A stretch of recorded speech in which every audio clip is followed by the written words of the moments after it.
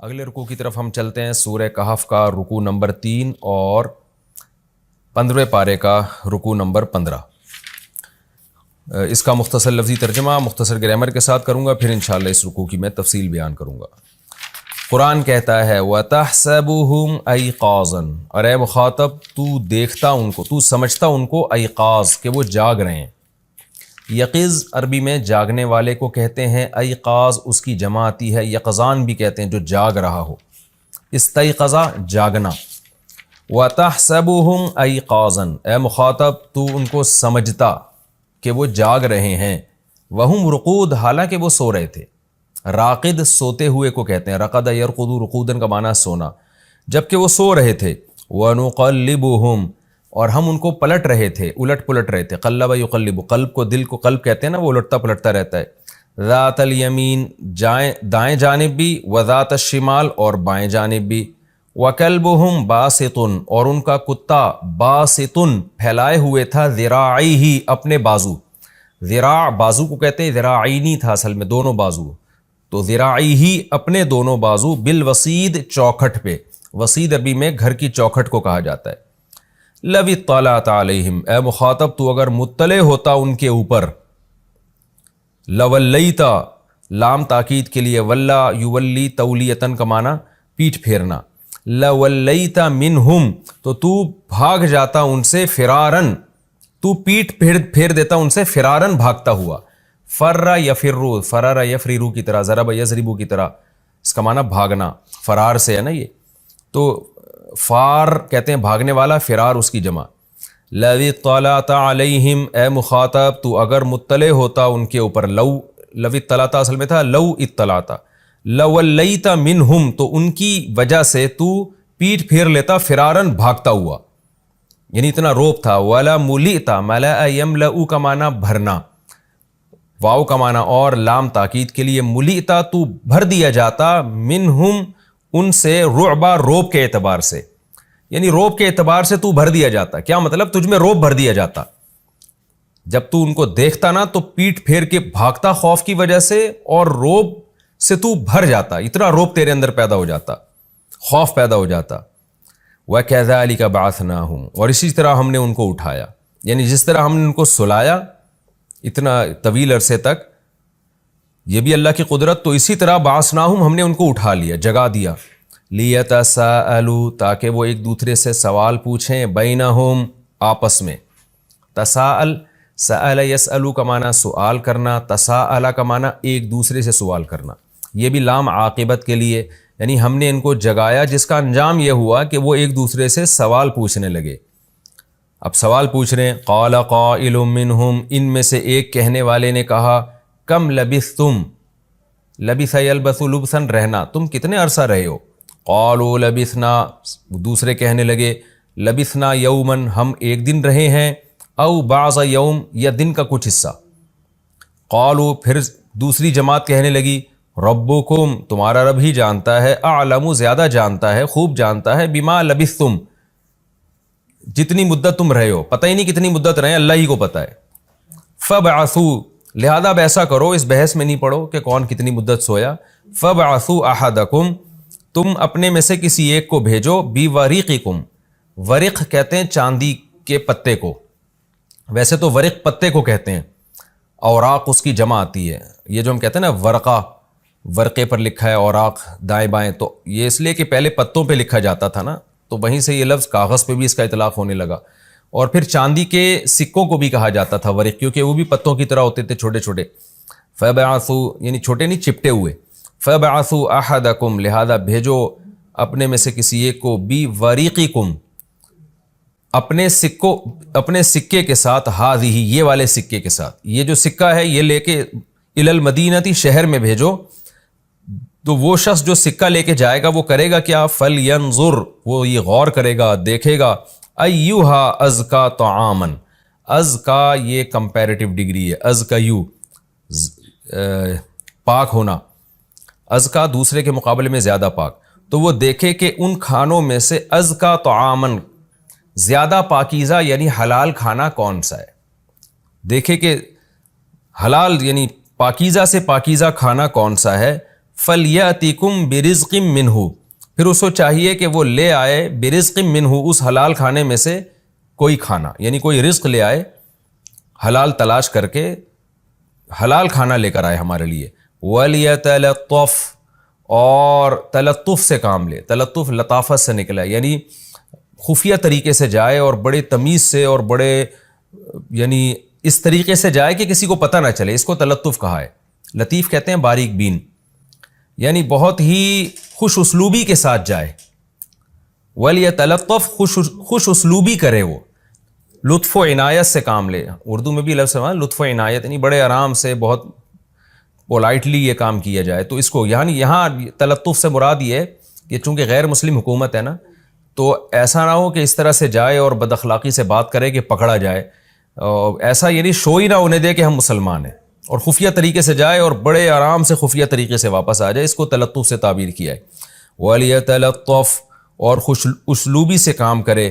وَلَا يُشْعِرَنَّ بِكُمْ أَحَدًا، ہرگز شعور نہ ہو تمہارا، ہرگز شعور نہ کرائے تمہارے بارے میں احدن، کسی کو بھی۔ اشعر، دیکھیں شعر یشعر شعوراً کا معنی شعور والا ہونا، اور اشعر یشعر اشعاراً کا معنی شعور والا کرنا، تو شعور خبر کو کہتے ہیں نا۔ تو ولا یشعرن بکم، تمہارے بارے میں کسی میں بھی شعور پیدا نہ کرے، احدن، کسی کو بھی شعور نہ دے، یعنی کوئی ایسا کام نہ کرے جس سے لوگوں کو تمہارے بارے میں پتہ چل جائے۔ تو یہ جو ہمارا نمائندہ چاندی کے درہم لے کے جائے گا، یہ بڑے خفیہ طریقے سے، بڑے آرام سے، تمیز سے جائے اور اس طریقے سے کام کرے کہ تمہارے بارے میں کسی کو مطلع نہ ہونے دے، یعنی اس طرح سے جائے۔ کیوں بھائی اتنے خفیہ طریقے سے کیوں جائے؟ انہم ان یظہروا علیکم، بے شک وہ لوگ اگر مطلع ہو گئے تم پر، ظاہرہ یظہروا کا معنی غالب آنا، تم پر غالب آ گئے، ظاہر ہے پہلے مطلع ہوں گے پھر غالب آئیں گے نا، فوراً پکڑنے کے لیے دوڑیں گے۔ یرجموکم، تو تمہیں پتھروں سے مار کے ہلاک کر دیں گے۔ او یعیدوکم فی ملتہم، یا تمہیں اپنے دین میں واپس لوٹا دیں گے۔ ولن تفلحوا اذن، اور اگر ایسا ہو گیا تم ان کے دین میں واپس چلے گئے تو لن تفلحوا ابدا، تو تم ہرگز کامیاب، کبھی بھی کامیاب نہیں ہو سکتے پھر۔ وَكَذَلِكَ أَعْثَرْنَا عَلَيْهِمْ، قرآن کہتا ہے اس طرح ہم نے، اعثار کا معنی بھی مطلع کرنا، ہم نے مطلع کیا لوگوں کو، علیہم، ان اصحاب کہف پہ، اس طرح سے ہم نے مطلع کیا۔ تفسیر میں اس کی ڈیٹیل بتاؤں گا میں۔ لِيَعْلَمُوا، تاکہ لوگوں کو پتہ چل جائے، أَنَّ وَعْدَ اللَّهِ حَقٌّ، اللہ کا وعدہ سچا ہے۔ ان پر مطلع کرنے کا مطلب یہ کہ ان کے حالات پر لوگوں کو مطلع کیا ہم نے، تاکہ لوگوں کو یقین ہو جائے کہ اللہ کا وعدہ سچا ہے۔ وَأَنَّ السَّاعَةَ لَا رَيْبَ فِيهَا، اور بے شک قیامت ایک ایسی چیز ہے کہ اس کے واقع ہونے میں کوئی شک نہیں ہے۔ اِذْ يَتَنَازَعُونَ بَيْنَهُمْ، وہ وقت بھی قابل تذکرہ ہے جب وہ آپس میں جھگڑ رہے تھے، بینہم، لوگ آپس میں تنازع کر رہے تھے، امرہم، ان اصحاب کہف کے معاملے میں، اصحاب کہف کے معاملے میں آپس میں تنازع کر رہے تھے، اختلاف کر رہے تھے۔ فقالوا، اور کہہ رہے تھے، ابنوا علیہم بنیانا، ان کے اوپر کوئی عمارت بنا دو۔ ربهم اعلم بهم، رب، ان کا رب خوب ان کو جانتا ہے۔ قال الذین غلبوا علی امرہم، کہا ان لوگوں نے جو ان لوگوں کے معاملے پہ غالب آ گئے، یعنی قوم میں جو غالب آنے والے لوگ تھے، جن کے سامنے کسی کی چلتی نہیں تھی، وہ کیا کہنے لگے؟ لنتخذن علیہم مسجدا، ہم ضرور بھی ضرور بنائیں گے ان کے اوپر ایک مسجد۔ سیقولون، اللہ تعالیٰ کہتے ہیں ان قریب یہ لوگ کہیں گے، ثلاثتن، یعنی ہم ثلاثتن، کہ وہ اصحاب کہف تین تھے، رابعہم کلبہم، ان کا چوتھا ان کا کتا تھا۔ ویقولون، اور وہ لوگ کچھ لوگ کہیں گے، خمستن، نہیں وہ پانچ تھے، سادسہم کلبہم، چھٹا ان کا کتا تھا، رجمم بالغیب، غیب میں تیر چلاتے ہوئے۔ رجم یرجمو کا مطلب پھینکنا، تو تیر پھینکنا بھی مراد ہوتا ہے اور مطلق پھینکنا بھی، یعنی غیب میں پھینکتے ہوئے۔ غیب کا مطلب کوئی دعوے کی کوئی دلیل نہیں ہے، بس ہوائی بات، اس کو غیب سے تعبیر کیا ہے۔ رجمم بالغیب، غیب کے ساتھ پھینکتے ہوئے، یعنی ہم بھی اردو میں بھی یہ لفظ استعمال کرتے ہیں نا کہ جو ہے نا بس ہوائی باتیں کر رہا ہے یہ۔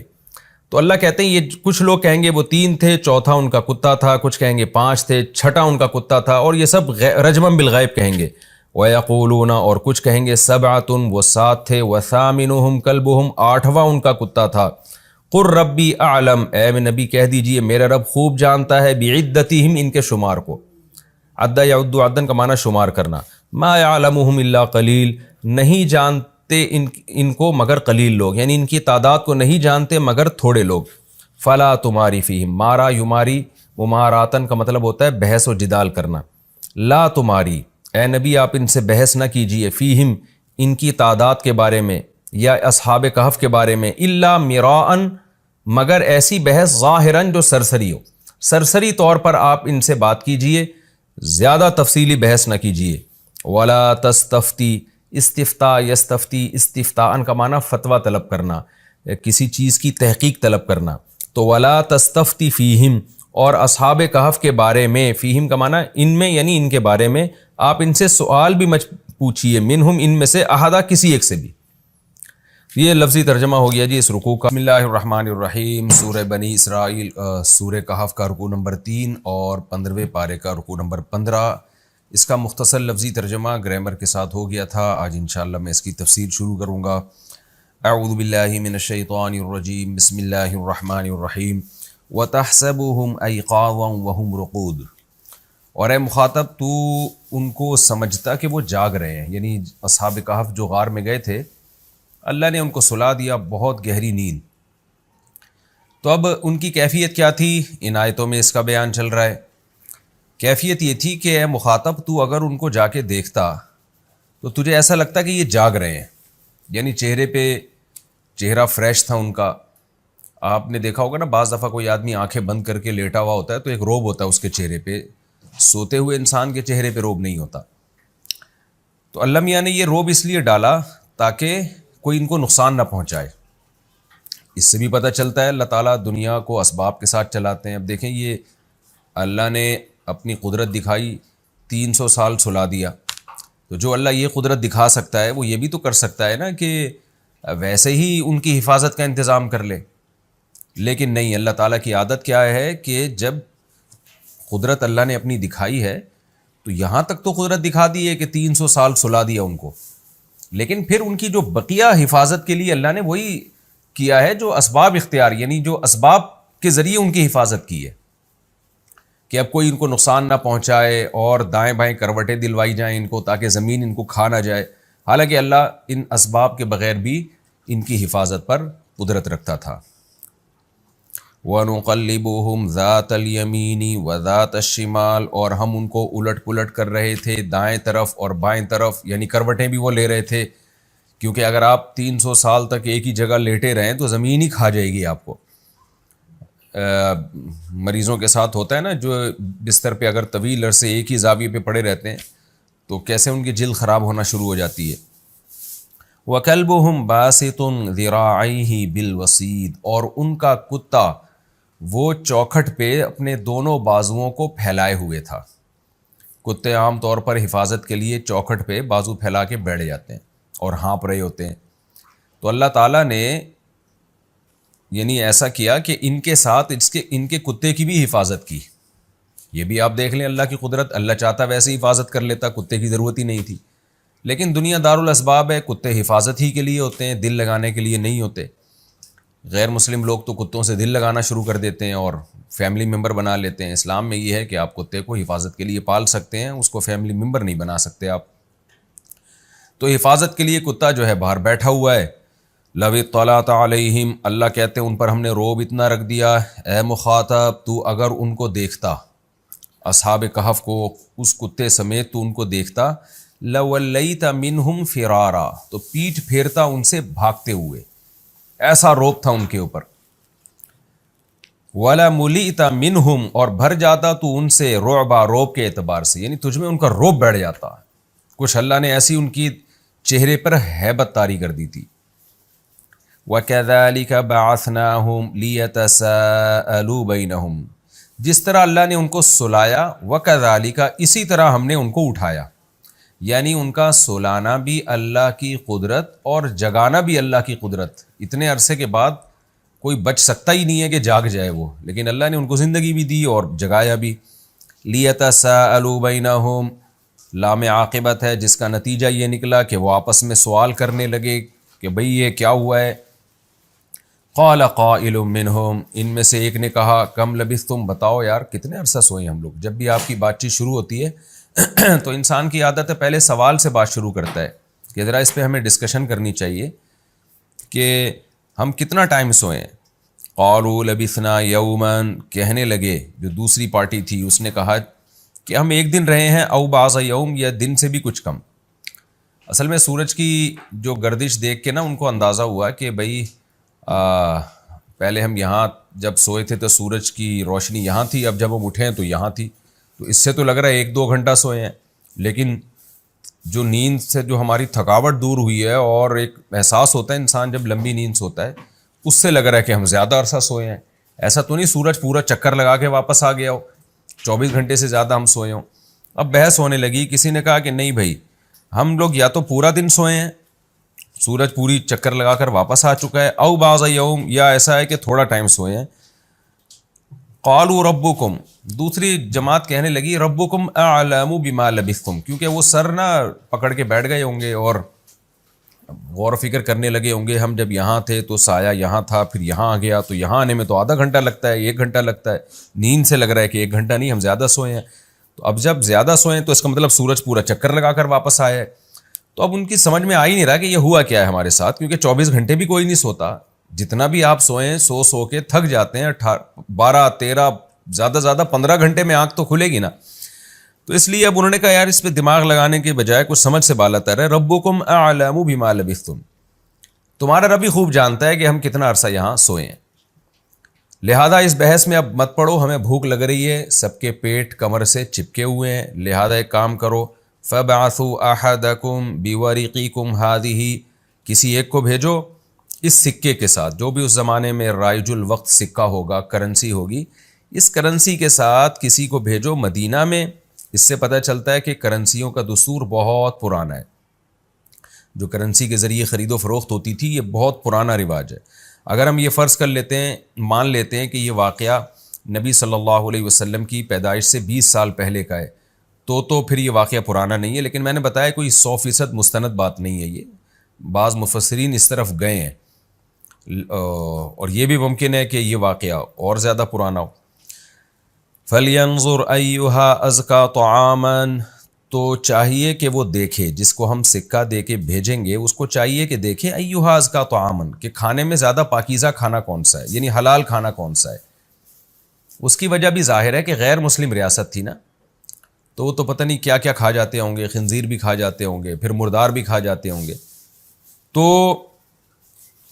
کہا کہ بھئی جا کے یہ تفتیش کرے، حرام نہ اٹھا کے لے آئے۔ اس سے ہمارے وہ مسلمان بھائی جو یورپ میں امریکہ میں رہتے ہیں اور بغیر تحقیق کے گوشت کھانا شروع کر دیتے ہیں، ان کے لیے عبرت کا سامان ہے۔ جب آپ غیر مسلم کنٹری میں رہتے ہیں جہاں حلال و حرام میں فرق کرنا مشکل ہوتا ہے، تو آپ پر یہ واجب ہے کہ آپ تحقیق کر کے حلال کھائیں۔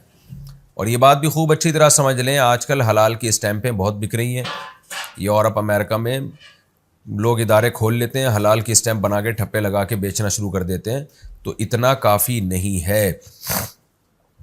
مشینی ذبیحہ پہ بھی حلال کی اسٹیمپ لگی ہوتی ہے آج کل، تو ہاتھ سے ذبح کرنا، بسم اللہ اللہ اکبر پڑھنا، اللہ کا نام لے کے ذبح کرنا، یہ ضروری ہے۔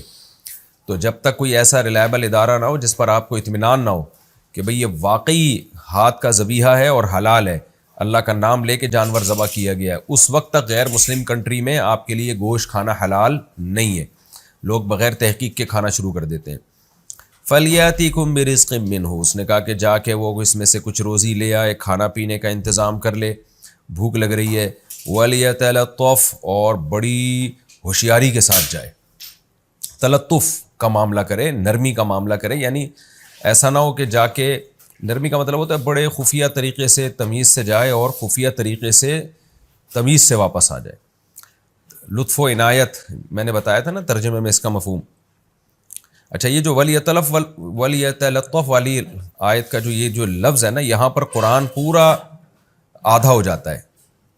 آپ نے دیکھا ہوگا اکثر نسخوں میں وَلْيَتَلَطَّفْ کا لفظ بڑا موٹا موٹا لکھا ہوتا ہے، اور آپ دیکھیں گے حاشیے میں لکھا ہوگا نصف قرآن۔ یہاں پر الحمد سے لے کے والناس تک جو قرآن کے حروف بنتے ہیں، حروف تو الفاظ جو بنتے ہیں، تو وہ الفاظ وَلْيَتَلَطَّفْ پہ نصف ہو جاتے ہیں۔ ولا یشعرن بکم احدا، اور وہ تمہارے بارے میں کسی کو شعور نہ پیدا ہونے دے، لوگوں کو شک نہ ہو، کیونکہ جب وہ تلاش کرے گا نا حلال کہاں ہے حلال کہاں ہے، تو لوگوں کو شک ہو جائے گا بھائی یہ تو وہی مسلمان لگ رہا ہے جو بھاگ کر گئے تھے، تو کیوں بھائی تو حلال کی فکر کیوں کر رہا ہے؟ تو اس لیے یعنی تحقیق بھی کرنی ہے، حلال ہی لے کر آنا ہے، لیکن تحقیق اس طریقے سے کرنی ہے کہ لوگوں کو پتہ نہ چلے کہ ہم مسلمان ہیں۔ کیوں بھائی پتہ چل گیا تو کیا ہوگا؟ انہم ان یظہروا علیکم، یہ لوگ اگر تم پر غالب آ گئے، کیا مطلب جب پتہ چل جائے گا کہ یہ مسلمان ہے جو حلال کھانا تلاش کر رہا ہے، اس کو پکڑیں گے ماریں گے، پھر پوچھیں گے تمہارے باقی ساتھی کہاں ہیں، تو ظاہر ہے ایک حد تک انسان مار کھا سکتا ہے، اس کے بعد اس کو اگلنا پڑتا ہے، مجبور ہو جاتا ہے وہ، تو پھر وہ ہمارے پاس غار میں پہنچیں گے اپنی فوج لے کے، پھر ہمیں پکڑ کے پھر کیا کریں گے؟ یرجموکم، یا تو تمہیں پتھروں سے ہلاک کر دیں گے مار کے، او یعیدوکم فی ملتہم، یا تمہیں اپنے دین میں واپس لوٹا دیں گے، وَلَن تُفْلِحُوا اِذًا أَبَدًا، پھر تو تم کبھی بھی کامیاب نہیں ہو سکتے۔ یعنی رجم کی صورت میں تو شہادت مل جائے گی، لیکن یہ بھی ہے کہ زبردستی جبر کر کے واپس دین میں نہ لے آئیں۔ یہاں ایک سوال پیدا ہوتا ہے کہ بھئی جبراً اگر کسی کو کافر بنا دیا جائے تو اوپر سے بندہ کافر ہو جائے، دل میں مومن ہو تو مومن ہی رہتا ہے، جبکہ یہ کہہ رہے ہیں کہ اگر انہوں نے زبردستی تمہیں اپنے دین میں لوٹا دیا تو تم کبھی بھی کامیاب نہیں ہو سکتے۔ تو حالانکہ جو جبراً جس کو کافر بنا دیا جائے نا، قرآن میں ہے کہ جس کا دل مطمئن ہو اور زبردستی اس کو کافر بنا دیا جائے اوپر سے، تو وہ اللہ کی نظر میں مومن ہی ہے۔ تو پھر یہ کیوں کہہ رہے ہیں کہ تم کامیاب نہیں ہو سکو گے؟ بھائی وہ تو زبردستی انہوں نے کافر بنایا ہے، تو بھی اللہ کی نظر میں آپ کامیاب ہیں۔ تو اس کا جواب یہ ہے کہ ایک ہے عزیمت اور ایک ہے رخصت، بڑی کامیابی۔ بڑی کامیابی تو شریعت کی نظر میں یہی ہے کہ اگر آپ کو کوئی زبردستی کافر بنا رہا ہے تو آپ مر جائیں، لیکن آپ کفر کو ظاہری طور پہ بھی قبول نہ کریں، یہ بڑی کامیابی ہے۔ تو اس بڑی کامیابی سے محروم ہو جاؤ گے تم، یہ مطلب ہوگا ان کا۔ دوسرا مطلب یہ بھی ہو سکتا ہے کہ بعض دفعہ کسی کو زبردستی کافر بنایا جاتا ہے اور وہ بن جاتا ہے، دل میں وہ مومن ہوتا ہے، لیکن پھر آہستہ آہستہ دل و جان سے کفر کو قبول کر لیتا ہے وہ۔ شروع میں بعض دفعہ ایسے واقعات آئے ہیں، یعنی علماء نے لکھے ایسے واقعات کہ بعض دفعہ ایسا ہوا کہ شروع میں کوئی شخص کافر بن گیا، اوپر سے دل سے مسلمان تھا، لیکن چونکہ پھر وہ کافروں کے ساتھ رہنا، انہی کی رسومات میں شرکت، آہستہ آہستہ اس کا وبال جو ہے نا، اس کا اثر اس کے دل پہ پڑا ہے اور وہ بالآخر اسلام ہی کو چھوڑ دیا، اسلام کی اہمیت ہی ختم ہو گئی۔ تو یہ بھی خطرہ موجود ہوتا ہے کہ آپ وقتی طور پر تو کفر کو قبول کر رہے ہیں اوپر سے، لیکن آہستہ آہستہ اسی کے عادی ہو جاتے ہیں آپ۔ وَكَذَلِكَ أَعْثَرْنَا عَلَيْهِمْ، یہاں بھی صنعت اندماج ہے۔ اندماج میں بار بار بتا چکا ہوں، قرآن پورا واقعہ حذف کر دیتا ہے اور بالکل جو واقعے کے بہت سارے پہلو کو حذف کر کے کئی سالوں بعد کے واقعے سے شروع کر دیتا ہے۔ اب کیا ہے؟ اللہ فرماتے ہیں وَكَذَلِكَ أَعْثَرْنَا عَلَيْهِمْ، آگے ہے اندماج، یہاں نہیں، وَكَذَلِكَ أَعْثَرْنَا عَلَيْهِمْ، اس طرح سے ہم نے لوگوں کو ان پر مطلع کر دیا۔ اب دیکھیں یہاں پر بھی اس لحاظ سے اندماج ہے کہ قرآن اب یہ نہیں بیان کر رہا کہ وہ شخص گیا کھانا لینے کے لیے، پکڑا گیا، کیسے پتہ چلا، لوگوں کو کچھ نہیں بیان کر رہا، بس اللہ کہہ رہے ہیں اس طرح سے ہم نے لوگوں کو ان پر مطلع کر دیا۔ کیا مطلب؟ کس طرح سے؟ کہ وہ بندہ آیا کھانا لینے کے لیے، جب وہ کرنسی سے ایک تو جب وہ آیا ہے نا تو دیکھا ماحول ہی چینج ہو چکا ہے یہاں پر، لیکن 309 سال کے بعد آ رہا ہے وہ، تو حکومت تبدیل ہو چکی تھی، مسلمان بادشاہ آ چکا تھا، لوگ یعنی عیسائیت قبول کر چکے تھے جو اس زمانے کا دین برحق تھا، تو سارے جو ہے وہ دین برحق میں داخل ہو چکے تھے۔ اب یہ جب آیا ہے تو وہ جو سکہ لے کے نا جب یہ گھومنا شروع ہوا تو لوگوں نے کہا بھائی تم کون ہو؟ یہ بھی دیکھ رہا ہے کہ کوئی سارا ماحول چینج ہو چکا ہے، لوگ ہی نہیں ہیں وہ، اور لوگ ان کو دیکھ رہے ہیں کہ یہ اتنے 300 سال پرانا سکہ لے کے کیسے گھوم رہے ہیں۔ تو لوگوں نے اس کو پکڑ لیا کہ یہ اتنا پرانا سکہ تمہارے پاس کہاں سے آیا، اور یہ بھی حیران ہو رہا ہے لوگوں کو دیکھ کے، تو سارے نماز پڑھ رہے ہیں، روزے رکھ رہے ہیں، اللہ کی باتیں کر رہے ہیں، توحید پرست ہیں۔ تو بالآخر اس نے اپنا واقعہ سنایا کہ بھائی ہم تو یہاں سے گئے تھے اور اس طرح ہم غار میں تھے اور ہم اتنا عرصہ سوئے ہیں، ہمیں تو پتہ ہی نہیں چلا۔ تو ان سب لوگوں نے جا کے غار والوں کو بلایا۔ اب یہ اس بات کا پورا امکان موجود ہے کہ اس وقت کی ہسٹری میں یہ بات موجود ہو کہ بھائی اس طرح سے چند لوگ توحید کا مذہب قبول کر کے علاقہ چھوڑ کے ہجرت کر کے گئے تھے، تو یہ عین ممکن ہے کہ ان لوگوں نے اپنے باپ دادا سے یہ بات سنی ہو یا پڑھی ہو کہ اس طرح سے کچھ نوجوان غائب ہوئے ہیں، تو اور یہ ان کی قدر کرتے ہو پہلے سے ہی کہ یار وہ بڑے توحید پرست لوگ تھے، انہوں نے اس زمانے میں ایسی قربانی دی ہے، تو ممکن ہے ان کی تلاش میں ہو یہ لوگ۔ بہرحال قرآن بیان کر رہا ہے مختصراً وَكَذَلِكَ أَثَرْنَا عَلَيْهِمْ، ہم نے ایسے حالات پیدا کر دیے کہ لوگوں کو ان پر مطلع کر دیا، یعنی ان کے حالات پر مطلع کر دیا، لوگوں کو یقین آ گیا کہ بھئی یہ آج کے نوجوان نہیں ہیں، یہ 100% وہی لوگ ہیں جو 309 سال پہلے ظالم بادشاہ کے دور میں فرار ہوئے تھے اور توحید کے مذہب پر قائم رہے تھے، تو یقین آ گیا لوگوں کو۔ اللہ کہتے ہیں ہم نے اس لیے لوگوں کو ان کے حالات پر مطلع کیا، ان پر مطلع کرنے کا مطلب ان کے حالات پر، لِيَعْلَمُوا، تاکہ لوگوں کو یقین آ جائے، أَنَّ وَعْدَ اللَّهِ حَقٌّ، کہ اللہ کا وعدہ سچا ہے۔ وہ کون سا وعدہ؟ وَأَنَّ السَّاعَةَ لَا رَيْبَ فِيهَا، کہ بے شک قیامت ایک ایسی چیز ہے جس کے واقع ہونے میں کوئی شک نہیں ہے۔ کیونکہ لوگوں سے جب بھی قیامت کی بات کی جاتی ہے لوگ یہی کہتے ہیں کہ ہم جب مردہ ہو کے ہڈیاں ہو کے گل سڑ کے ختم ہو گئے تو ہمیں کون زندہ کرے گا؟ تو اللہ کہتے ہیں ہم نے 309 سال سلا کے بندوں کو اٹھا دیا اور لوگوں کو بتا دیا دیکھو ہم ایسے اٹھا سکتے ہیں، تو لوگوں کو اب یقین آ جائے گا کہ اللہ نے جو وعدہ کیا ہے نا قیامت کا وہ سچا وعدہ ہے۔ تو حالانکہ 309 سال تک انسان کا سونا میڈیکلی ممکن نہیں ہے، سوئے گا تو سوتا ہی رہے گا اور اٹھ نہیں سکتا پھر وہ، لیکن اللہ کہتے ہیں ہم نے اپنی قدرت دکھائی تاکہ لوگوں کو یقین آ جائے کہ اللہ کا وعدہ سچا ہے، اور وَأَنَّ السَّاعَةَ آتِيَةٌ، قیامت آ کے رہے گی۔ جو اللہ 300 سال تک سلا سکتا ہے وہ موت کے بعد بھی دوبارہ زندگی دے سکتا ہے۔ ایک تو ان وعد اللہ حق کا یہ مطلب ہوا کہ قیامت کا جو وعدہ اللہ نے کیا، دوسرا مطلب یہ بھی ہو سکتا ہے کہ اہل ایمان کی جو مدد کا اللہ نے وعدہ کیا ہے اللہ اس وعدے میں سچا ہے۔ جب مدد کرتا ہے نا تو اسباب کا محتاج نہیں ہوتا، بغیر اسباب کے اللہ تعالیٰ بگڑی بنا دیتا ہے۔ اب دیکھیں بادشاہ تھا ظالم، کوئی بچنے کے امکان نہیں تھے، کوئی راستے کا پتہ نہیں تھا، اللہ نے کہا کہ چلو کوئی بات نہیں، تم نے اللہ کے لیے ہجرت کی ہے تو میں تمہیں ایسی ریاست میں لے کے جاؤں گا جو نیک لوگوں کی ریاست ہے۔ اللہ پوری دنیا میں ایسی ریاست ہے نہیں، کوئی بات نہیں، جب یہ ریاست نیک بن جائے گی تمہیں اٹھا کے یہاں لے آؤں گا۔ کیسا کام اللہ تعالیٰ نے کیا۔ اس سے بھی پتہ چلتا ہے بھائی اللہ کے لیے جتنی بڑی قربانی دو گے نا غیبی مدد بھی اتنی ہی بڑی آئے گی۔ ہم قربانی نہیں دینا چاہتے اصل میں، جتنی بڑی قربانی دیں گے غیبی مدد بھی اتنی ہی بڑی آئے گی اللہ تعالیٰ کی طرف سے۔ اللہ فرماتے ہیں اِذْ يَتَنَازَعُونَ بَيْنَهُمْ، جب وہ آپس میں جھگڑا کر رہے تھے اس وقت کو بھی یاد کرو، یعنی پبلک۔ کیا مطلب؟ وہ پھر جو اصحاب کہف تھے وہ ان کا انتقال ہو گیا کچھ وقت کے بعد، لوگوں میں بزرگ مشہور ہو گئے، لوگ ان سے دعائیں کرانے لگے اور وہ لوگوں کو واعظ و نصیحت کرنے لگے، تو سب اللہ والے لوگ تھے جن کی تعداد راجح قول کے مطابق 7 تھی، آگے تفسیر میں آ رہا ہے انشاءاللہ۔ تو جب ان کی ڈیتھ ہوئی ہے، انتقال ہوا ہے، تو اب لوگ ان کے بارے میں جھگڑا کرنے لگے، امرہم، جھگڑا کرنے لگے ان کے معاملے میں۔ فقالوا بنوا علیہم بنیانا، کسی نے کہا کہ ان کے اوپر ایک عمارت بنا دو۔ ہوا یہ کہا جاتا ہے، مفسرین کہتے ہیں کہ ان کو دوبارہ غار میں لے جایا گیا کہ بھئی یہ غار ایک بہت بڑی اللہ کی قدرت کی نشانی ہے۔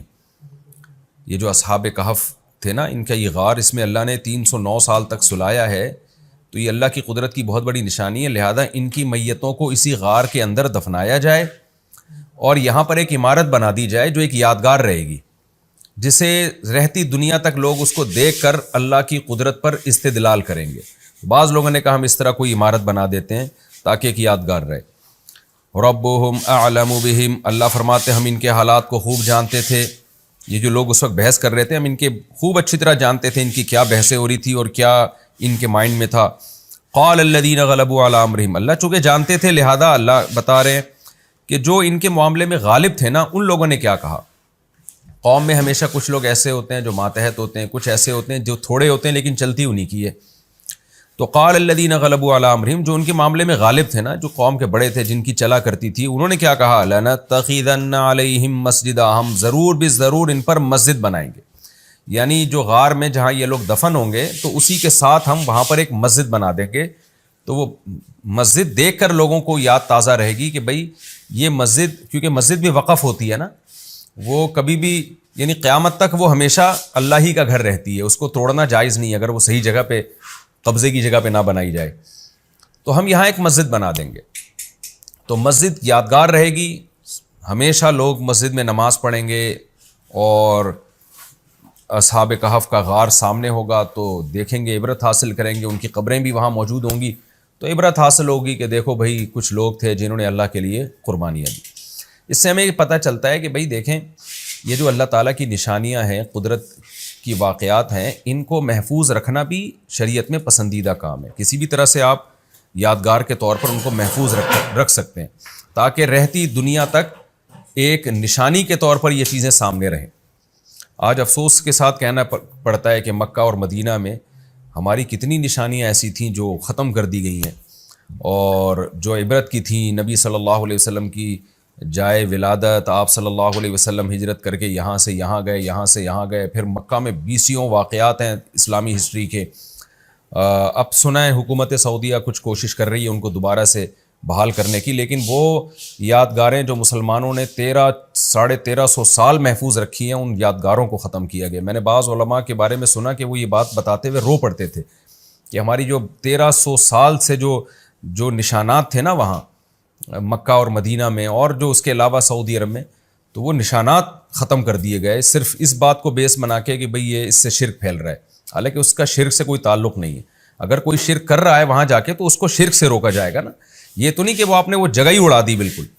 لوگ مثال دیتے ہیں کہ صلح حدیبیہ میں جس درخت کے نیچے بیعت کی تھی صحابہ کرام نے، تو اس درخت کو حضرت عمر نے کٹوا دیا تھا، تو حالانکہ ایسا نہیں ہے، وہ درخت صحابہ کی نظروں سے بھلا دیا گیا۔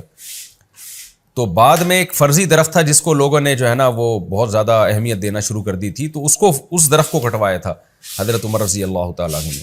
ورنہ ایسی یادگاریں جن کا قرآن سے تعلق ہے، ہم جب قرآن میں واقعات پڑھتے ہیں، اب کوہ طور جب آئے گا تو ہمیں پتہ اگر ہوگا کہ یہ ہے کوہ طور، اور ہم وہاں مصر جا کے اس کوہ طور کی زیارت کریں تو ایمان بڑھتا ہے کہ بھئی یہ وہ جگہ ہے جہاں موسیٰ علیہ السلام کو وہی نازل ہونا شروع ہوئی تھی۔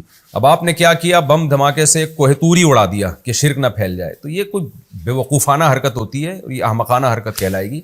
یہ کوئی یہ نہیں کہلائے گا کہ آپ جناب توحید کی حفاظت کر رہے ہیں۔ توحید کے عقیدے کو زندہ رکھنے کے لیے دوسرا طریقہ ہے۔ تو ایک تو علمی نقطے کی بات یہ پتہ چلی کہ قرآن ان کے اس عمل کو اپریشیٹ کر رہا ہے، یعنی ایک اچھے طور پہ بیان کر رہا ہے۔ تو جو اس طرح کے کرامت کے یا معجزے ہوتے ہیں، کرامت کے واقعات ہوتے ہیں، ان کو بطور یادگار کے زندہ رکھنا یہ شریعت میں پسندیدہ کام ہے، کوئی برا کام نہیں ہے، اس سے انسان کا ایمان تازہ ہوتا ہے۔ البتہ یہاں ایک اشکال ہوگا کہ جو بدعتی لوگ ہیں نا، وہ مزاروں پہ مسجد بنانے کو بھی اسی آیت کی روشنی میں جائز کہتے ہیں کہ دیکھو اصحاب کہف کا غار تھا، وہاں قبریں تھیں، تو انہوں نے کیا کیا کہ چلو جی ہم یہاں مسجد بناتے ہیں، تو اس سے پتہ چلتا ہے کہ قبرستان میں مسجدیں ہونی چاہیے، بلکہ مسجد کے اندر ہی انہوں نے قبریں بنانا اب تو شروع کر دی ہیں۔ تو خوب اچھی طرح سمجھ لیں، مفسرین نے یہاں بہت بہترین نقطہ بیان کیا ہے۔ وہ نقطہ یہ بیان کیا ہے کہ اصحاب کہف توحید کے علم بردار تھے، ایک خدا کو ماننے والے۔ ان کے غار کے قریب اگر مسجد بنے گی تو بنانے کا مقصد عقیدہ توحید کو زندہ کرنا تھا، قبر پرستی کو پھیلانا نہیں تھا، کیونکہ ان کی قبریں دیکھ کر نا لوگوں کو اور عقیدہ توحید کا عقیدہ ذہن میں اجاگر ہوتا تھا کہ انہوں نے عقیدہ توحید کے لیے قربانی دی تو ہم بھی صرف یا اللہ مدد پہ قربانی دیں گے، جبکہ آج یہ حکمت فوت ہو چکی ہے۔ آج اگر قبر کے قریب آپ مسجد بنائیں گے تو عقیدہ توحید کی ایسی کی تیسی ہو جائے گی، لوگ یا اللہ مدد کے ساتھ اس قبر والے سے زیادہ مانگنا شروع کر دیتے ہیں، جیسے کہ نظر آ رہا ہے۔ تو لہذا ہماری شریعت میں مسجدوں کے اندر قبریں بنانا، یہ قبروں کے اوپر مسجدیں بنانا یہ ناجائز ہے، کیونکہ یہ شرک اس زمانے میں یہ شرک پھیلانے کا ذریعہ ہے۔ اگر کوئی کہ شرک کا ذریعہ نہیں ہے تو یہ مشاہدے کے خلاف ہے۔ آپ جا کے دیکھ لیں، جہاں مزار کے ساتھ مسجد ہوگی وہاں حشر دیکھیں لوگوں کا۔ تو اس لیے اصحاب کہف کے جو قوم تھی انہوں نے عقیدہ توحید کو پروموٹ کرنے کے لیے وہاں مسجد بنائی تھی، جبکہ ہمارے ہاں مزاروں پہ جو مسجدیں ہیں اس سے عقیدہ توحید کے بجائے شرک کا عقیدہ زیادہ پھیل رہا ہے، اس لیے ہماری شریعت میں یہ منع ہے، ناجائز ہے، اس سے منع کیا جائے گا لوگوں کو۔ آگے اللہ تعالیٰ بیان فرماتے ہیں سَيَقُولُونَ ثَلَاثَةٌ رَابِعُهُمْ كَلْبُهُمْ۔ لوگ آ کے اب تعداد پوچھیں گے نبی سے، اچھا آپ بتائیے، آپ نے واقعہ تو پورا ٹھیک ٹھیک سنا دیا۔ عیسائی بھی کہیں گے، اہل کتاب بھی کہیں گے بھئی یہ تو بالکل صحیح واقعہ سنا دیا انہوں نے، تو اب تعداد ذرا بتائیں۔ تو کچھ لوگ کہیں گے 3 تھے، رابعہم کلبہم، چوتھا ان کا کتا تھا، ویقولون 5، بعض کہیں گے 5 تھے اصل میں، سادسہم کلبہم، چھٹا تھا ان کا کتا۔ اب دیکھیں کتا فیملی ممبر نہیں ہوتا، اس کی ایک بہت بڑی دلیل یہ بھی ہے۔ اگر کتا جو ہے نا گھر کا فرد ہوتا ہے، جیسے انگریز لوگ گھر کا فرد بنا کے رکھتے ہیں، تو کتے کو الگ ذکر کرنے کی ضرورت ہی نہیں تھی. تو قرآن کہتا ہے، وہ کہیں گے وہ ٹوٹل 4 تھے کتے سمیت، اور لوگ کہیں گے ٹوٹل 5 تھے کتے سمیت، یا ٹوٹل 6 تھے کتے سمیت. تو کتے کو الگ ہی ذکر کیے جا رہے ہیں، اس لیے کتے کو پالیں لیکن تھوڑا سا الگ رکھیں آپ.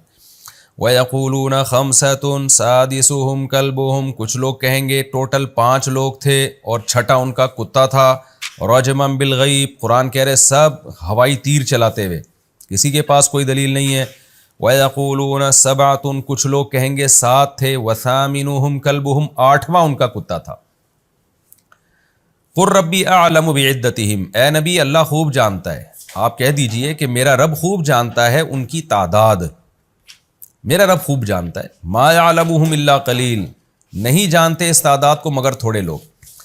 اب دیکھیں یہاں بھی ایک بات ہے نا، حکمت دیکھیں، قرآن بتا دیتا کہ کتنے ہیں ٹوٹل، وہ تو بات ہی ختم ہو جاتی. قرآن نے بتایا نہیں. اس میں بظاہری حکمت معلوم ہوتی ہے کہ نا مختلف قسم کی خبریں آ رہی تھیں، اس میں ان لوگوں کا بہت اختلاف تھا. اور جب بھی کسی کی مناظرے بازی اور بحث شروع ہوتی ہے نا، تو بعض دفعہ لوگ اپنی رائے کو انا کا مسئلہ بنا لیتے ہیں، ضد اور انا کا. ایسی صورت میں جب ان کی رائے کے خلاف کوئی بات کی جائے تو وہ پھر ضد اور ہٹ دھرمی پہ آتے ہیں، وہ پھر آپ سے دشمنی مول لینے لگتے ہیں. تو چونکہ اہل کتاب میں بڑا اختلاف تھا کہ تعداد کتنی ہے، تو قرآن اگر تعداد بتا دیتا تو اس سے کچھ لوگ اس پہ کو مانتے، کچھ نہیں مانتے، اور ایک نئی بحث چھڑ جاتی. تو قرآن نے کیا کیا، اس بحث کو سمیٹا ہے کہ اللہ کو پتہ ہے کتنی ہے. اے نبی آپ صحیح تعداد نہیں بتائیں، آپ بول رہے ہیں بھائی مجھے نہیں پتا، اللہ کو پتہ ہے صحیح تعداد کتنی ہے، تاکہ جو اس واقعے کا اصل پہلو ہے نا وہ لوگوں کے سامنے رہے اور ایک نئی بحث نہ چھڑ جائے، کیونکہ پھر اس کو ثابت کرنا پڑے گا. اس سے یہ پتہ چلتا ہے کہ یہ جو قرآن نے بہت ساری سائنسی حقیقتیں جو آج ثابت ہو رہی ہیں، قرآن نے ان کا تذکرہ نہیں کیا. اس کی وجہ یہ کہ یہ تو آج ثابت ہو رہی ہے نا. اگر قرآن 1400 سال پہلے بتا دیتا تو 1000 سال تک ان سائنسی حقائق پر لوگوں کی ڈیبیٹ ہوتی، بحث ہوتی. بہت سے لوگ ان کا انکار کر دیتے اور کہتے ایسا نہیں ہو سکتا، تو قرآن کا انکار لازم آتا، پھر ان کے دل میں وسوسے آ جاتے. اس لیے قرآن نے اپنے ٹاپک کو فوکس کیا ہے. ہاں یہ ضرور ہے کہ قرآن میں کوئی ایسی سائنسی تھیوری نہیں ہے جو تحقیق کے خلاف ثابت ہو جائے، یہ خود قرآن کا ایک بہت بڑا معجزہ ہے. بلکہ ایسی چیزوں کی طرف اشارے ہیں جو آج تحقیق سے صحیح ثابت ہو رہے ہیں. جیسے قرآن میں نا وَلَمْ يَرَ الَّذِينَ كَفَرُوا أَنَّ السَّمَاوَاتِ وَالْأَرْضَ كَانَتَا رَتْقًا، زمین آسمان بند تھے، فَفَتَقْنَاهُمَا، ہم نے ان کو کھول دیا. یہ بگ بینگ تھیوری کی طرف اشارہ ہو سکتا ہے اس میں. تو قرآن میں کوئی ایک ایسی تھیوری نہیں ہے جو سائنس کے خلاف ثابت ہو گئی ہو. لیکن جہاں یہ ایک حقیقت ہے وہاں یہ بھی ایک حقیقت ہے کہ قرآن نے فیوچر میں جو سائنسی تھیوری ثابت ہونے والی ہیں ان پہ بھی بحث نہیں کی ہے، تاکہ ٹاپک سے ہٹا نہ جائے. کیونکہ ان پہ قرآن بحث کر، مثال کے طور پر 1400 سال پہلے واضح لفظوں میں قرآن کہہ دیتا کہ زمین سورج کے گرد گھوم رہی ہے، گردش کر رہی ہے، تو وہ عرب نہیں مانتے اس کو. عرب کہتے ہیں کیسے ہے، تو اس کو سمجھانا، اس کو ان کے دماغوں میں اتارنا 1200 سال یا جب تک سائنسدانوں نے یہ دریافت نہیں کیا تھا، ایک نئی جنگ چھڑ جاتی. تو اس آیت سے بھی ہمیں پتہ چلتا ہے کہ بھئی قرآن اختلافی مسائل جن کا ہماری پریکٹیکل لائف سے کوئی تعلق نہیں ہے ان کو زیادہ فوکس نہیں کرتا. تو جب قرآن ان کو فوکس نہیں کر رہا، ان کو اہمیت نہیں دے رہا، تو ہم اپنی بحثوں میں، تقریروں میں ان مسائل کو کیوں اٹھائیں اور امت کو کیوں لڑوائیں ہم آپس میں. البتہ اتنی بات ضرور ہے کہ یہ جو قرآن نے کہا ہے نا کہ وَيَقُولُونَ سَبْعَةٌ وَثَامِنُهُمْ كَلْبُهُمْ، کہ 7 تھے اور 8واں ان کا کتا. اس کے بعد قرآن نے رجمًا بالغیب کا لفظ استعمال نہیں کیا. یعنی قرآن نے کہا 3 تھے، چوتھا ان کا کتا تھا، 5 تھے، چھٹا ان کا کتا تھا، یہ سب غیب کی ہوائی تیر کی باتیں ہیں. پھر آگے قرآن کہہ رہے کچھ لوگ کہیں گے 7 تھے، 8واں ان کا کتا تھا. یہاں قرآن خاموش ہے. یہاں قرآن نے یہ نہیں کہا کہ یہ غلط کہہ رہے ہیں، بلکہ اتنا کہہ دیا کہ اے نبی آپ کہہ دیجیے صحیح تعداد اللہ کو معلوم ہے، اور چند لوگ ہی اس کی صحیح تعداد جانتے ہیں. تو عبداللہ بن عباس رضی اللہ عنہ فرمایا کرتے تھے ان چند لوگوں میں میں بھی ہوں، اور جزم کے ساتھ کہتے تھے کہ 7 لوگ تھے، 8واں ان کا کتا تھا. تو وہی بات جو میں نے ابھی اشارہ دے دیا قرآن نے کہ صحیح بات کیا ہے، وضاحت نہیں کی، صراحتاً بیان نہیں کیا تاکہ جھگڑا نہ شروع ہو جائے لوگوں میں. اہل کتاب میں سے کچھ مانیں گے قرآن کو، کچھ انکار کریں گے، اور کچھ کے پاس ایسی خبر پہنچی ہوتی ہے جو ہوتی غلط ہے لیکن وہ اس کو 100% صحیح سمجھ رہا ہوتا ہے. تو جب اس کو بتایا جائے گا کہ تمہاری پاس جو خبر پہنچی ہے وہ غلط ہے، تو وہ اس خبر کو غلط سمجھنے کے بجائے قرآن کو غلط نہ سمجھنا شروع کر دے. آج بھی ایسا ہوتا ہے نا کہ بعض دفعہ عام جاہل لوگوں کے پاس ایک ایسی تحقیق پہنچتی ہے وہ اس کو 100% صحیح سمجھ رہے ہوتے ہیں، حالانکہ وہ صحیح نہیں ہوتی، کیونکہ ان میں تحقیق کی صلاحیت ہی نہیں ہوتی ان لوگوں میں۔ تو جب آپ اس تحقیق کے خلاف بات کریں گے تو وہ بجائے اس تحقیق کو غلط قرار دینے کے آپ کو غلط سمجھنا شروع کر دیتے ہیں۔ تو قرآن نے بھی ان لوگوں کو اس آزمائش سے نکال دیا، اور یقینی طور پر نہیں کچھ کہا کہ کتنی تعداد تھی، ہاں یہ ضرور ہے کہ اشارہ دے دیا کہ بھئی 7 بندے تھے اور 8واں ان کا کتا تھا، جیسے کہ قرآن سے پتہ چلتا ہے۔ اور قرآن میں یہاں بھی اس آیت میں بھی اشارہ ہے اور اس سے پہلے والی آیت میں بھی اشارہ ہے۔ وہ کیا ہے کہ قرآن کیا کہتا ہے کہ جب وہ جاگے تو قال قائل منہم کم لبثتم، ایک نے کہا، سوال پوچھا ایک نے کہ تم کتنا سوئے، آگے سے چند لوگوں نے جواب میں کیا کہا، قالو، جمع کا صیغہ ہے، جمع میں کم سے کم 3 افراد ہوتے ہیں، تو بعض لوگوں نے کہا کہ 1 دن یا اس سے زیادہ، تو اس کے مقابلے میں دوسرے بعض لوگوں نے کیا کہا کہ اللہ کو پتہ ہے، وہاں بھی قالو جمع کا لفظ ہے جو کم سے کم 3 افراد پہ دلالت کرتا ہے۔ تو ایک تھا سوال پوچھنے والا، کم سے کم 3 افراد وہ تھے جنہوں نے کہا کہ 1 دن یا اس سے کم، اس کے مقابلے میں بھی کم سے کم 3 افراد وہ تھے جنہوں نے کہا کہ اللہ کو پتہ ہے کہ کتنے دن سوئے، تو یہ 3 اور 3 6 اور ایک ملا کے 7، اس میں بھی اشارہ ہے قرآن میں۔ تو قرآن سائنسی تھیوریز کی طرف بھی ایسے ہی اشاروں میں بات کرتا ہے، اور ایسے واقعات جن میں بہت بڑا اختلاف ہو سکتا تھا ان کی طرف بھی اشاروں میں بات کرتا ہے، تاکہ کوئی انکار کرنا چاہے تو صراحتاً قرآن کا انکار نہ کہلائے پھر وہ۔ آگے اللہ تعالیٰ فرماتے ہیں فَلَا تُمَارِ فِيهِمْ، اے نبی آپ ان اصحاب کہف کے بارے میں ان لوگوں سے جھگڑا نہ کریں، یعنی بحث نہ کریں آپ، إِلَّا مِرَاءً ظَاهِرًا، مگر سرسری بحث۔ سرسری بحث یہی ہے جو آپ نے رکھ دی، اجمالی طور پر یہ واقعہ بیان کر دیا، زیادہ ڈیپ میں نہ جائیں آپ، ڈیپ میں جائیں گے اختلاف ہوگا، کچھ انکار کریں گے کچھ اقرار کریں گے۔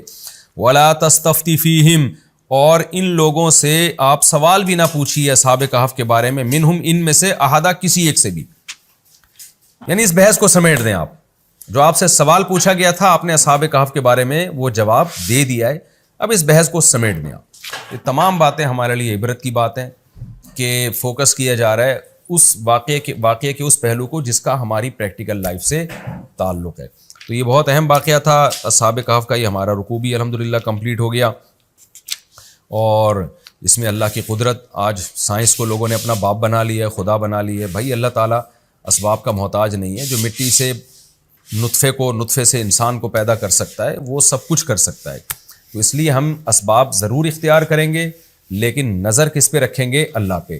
ایک تو اس واقعے سے ہمیں یہ سبق ملتا ہے، دوسرا سبق ہمیں اس واقعے سے یہ ملتا ہے اصحاب کہف کے واقعے سے کہ جو اللہ کے لیے جتنی بڑی قربانی دیتا ہے اللہ تعالیٰ اس کو اتنا ہی زیادہ نوازتے ہیں اور اس کی غیبی مدد کرتے ہیں۔ دوسرا یہ بھی ہمیں سبق ملا۔ تیسرا ہمیں سبق یہ ملا ہے کہ بھائی آپ غیر مسلم کنٹری میں رہتے ہیں تو آپ کو ازکا طعامن تلاش کرنا ہے، آپ یہ نہیں کہ یار یہ تو بڑی مشکل ہو رہی ہے حلال ذبیحہ تلاش کرنا، چھوڑو مجبوری میں جائز ہے، نہ جائز نہیں ہے۔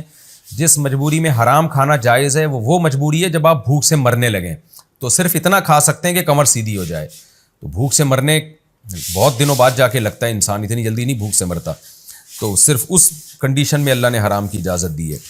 اور چوتھی بات ہمیں یہ بھی واقعے سے پتہ چلی کہ ایسی کرامت یا معجزوں کے واقعات کو یادگار کے طور پہ محفوظ رکھنا تاکہ بعد والے لوگ عبرت حاصل کریں، تو یہ بھی شریعت میں پسندیدہ اور مطلوب کام ہے۔ لہذا جو ہمارے مقدس مقامات ہیں، چاہے بیت المقدس میں ہو، چاہے مکہ میں ہو، مدینہ میں ہو، یا کوئی بھی تاریخی واقعات جس سے ہماری کوئی ہسٹری وابستہ ہے، تو ہمیں اس ہسٹری کی حفاظت کرنی چاہیے، اس کے نشانات کو ختم ہونے سے بچانا چاہیے۔ میں حیران ہوتا ہوں، یورپ آپ جائیں نا، انہوں نے 200 سال پرانی عمارتیں جن کی کوئی ہسٹری سے کوئی تعلق ہی نہیں ہے وہ بھی محفوظ رکھی ہوئی ہیں۔ جس عمارت کو 100 سال یا 200 سال ہو جائے تو اس عمارت کی کھڑکی بھی توڑنے پر پابندی ہے یورپ میں، تو وہ لوگ اپنی تاریخی چیزوں کی ایسے حفاظت کرتے ہیں اور ہم اپنے مقدس مقامات کی بھی حفاظت نہ کر پائیں، تو یہ تو ہم بھائی بہت ہی خسارے کی بات ہو گئی۔ تو یہ چند نقطے کی باتیں تھیں جو میں نے آپ کے سامنے پیش کی۔ کتے کے پالنے کا جواز بھی ثابت ہوتا ہے کہ نیک لوگ بھی حفاظت کے لیے کتا پال سکتے ہیں، لیکن میں نے بتایا فیملی ممبر بنانے کی اجازت نہیں ہے۔ ہمارا وقت تھوڑا باقی ہے، 3 منٹ ہیں، اس میں ہم ترجمہ نہیں کر پائیں گے اگلے رکوع کا، لہذا اس لیکچر کو ہم یہیں ختم کرتے ہیں، اس ایپیسوڈ کو، اور انشاءاللہ میں اگلے ایپیسوڈ میں 15ویں پارے کا 16واں رکوع اور سورہ کہف کا رکوع نمبر 4 انشاءاللہ میں شروع کروں گا۔ اللہ تعالیٰ سمجھنے کی، عمل کی توفیق عطا فرمائے۔ وما علینا الا البلاغ۔